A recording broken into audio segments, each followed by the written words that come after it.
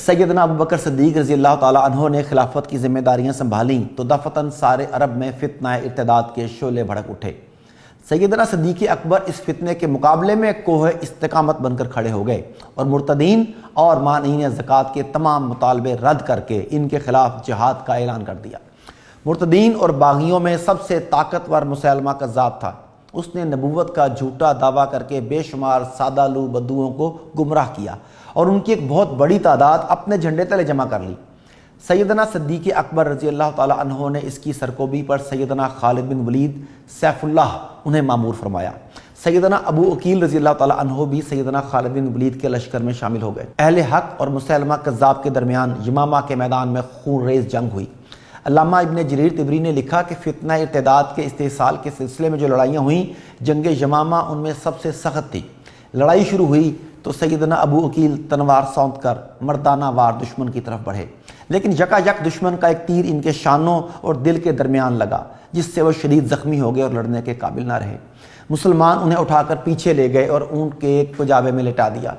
جب لڑائی میں شدت آ گئی تو ایک موقع پر دشمن نے اس زور کا حملہ کیا کہ مسلمانوں کو پیچھے ہٹنا پڑا اور وہ پیچھے ہٹتے ہٹتے قجادوں کے پاس پہنچ گئے۔ اس وقت سیدنا معین بن عدی انصاری نے پکار کر کہا، اے گروہ انصار، اللہ سے ڈرو اور آگے بڑھ کر دشمن پر حملہ کر دو۔ ان کی آواز سن کر سیدنا ابو عقیل تلوار لے کر اٹھ کھڑے ہوئے۔ سیدنا عبداللہ بن عمر ان کے قریب کھڑے تھے۔ انہوں نے کہا، اے ابو عقیل، کیا کر رہے ہو؟ تم میں لڑائی کی طاقت نہیں ہے۔ سیدنا ابو عقیل نے جواب دیا، منادی نے میرا نام لے کر پکارا ہے۔ سیدنا عبداللہ بن عمر نے فرمایا، نہیں، اس نے تو صرف ایک گروہ انصار کہا ہے، اس کی مراد مجروحین یا زخمیوں میں سے تو نہیں ہے۔ سیدنا ابو عقیل بولے، میں بھی انصار کا ایک فرد ہوں اور میں اس کا جواب دوں گا خواہ مجھے گھٹنوں کے بل چلنا پڑے۔ پھر وہ تلوار سونت کر دشمن پر ٹوٹ پڑے اور ساتھ ہی انصار کو للکار کر کہا، اے انصار، غزوہ حنین کی طرح دوبارہ حملہ کرو۔ ان کی للکار سن کر مسلمانوں نے ہر طرف سے جمع ہو کر دشمن پر پوری قوت سے حملہ کیا اور اسے پیچھے دھکیل دیا۔ دشمنوں نے مسیلمہ کذاب کے قلعہ بند باغ حدیقۃ الرحمن میں پناہ لی۔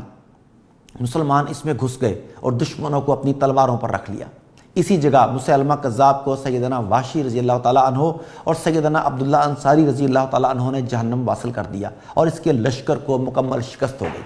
سیدنا ابو عقیل رضی اللہ تعالیٰ عنہ زخمی ہونے کے باوجود سر بکف لڑے اور مسیلمہ کذاب تک پہنچنے کی کوشش میں اور زیادہ زخمی ہو گئے۔ ابن سعد نے سیدنا عبداللہ بن عمر رضی اللہ تعالیٰ عنہ کا یہ بیان نقل کیا ہے کہ ان کا زخمی ہاتھ شانے سے کٹ چکا تھا اور ان کو 14 زخم لگے تھے، جن میں ہر زخم مہلک تھا۔ میں دوڑتا ہوا ان کے پاس گیا، اس وقت وہ نزع کے عالم میں تھے۔ میں نے ان کو پکارا، اے ابو عقیل۔ انہوں نے لڑکھڑاتی آواز میں کہا، لبیک۔ پھر پوچھا، کس کو شکست ہوئی؟ میں نے کہا، آپ خوش ہو جائیے، اللہ کا دشمن قتل ہو گیا۔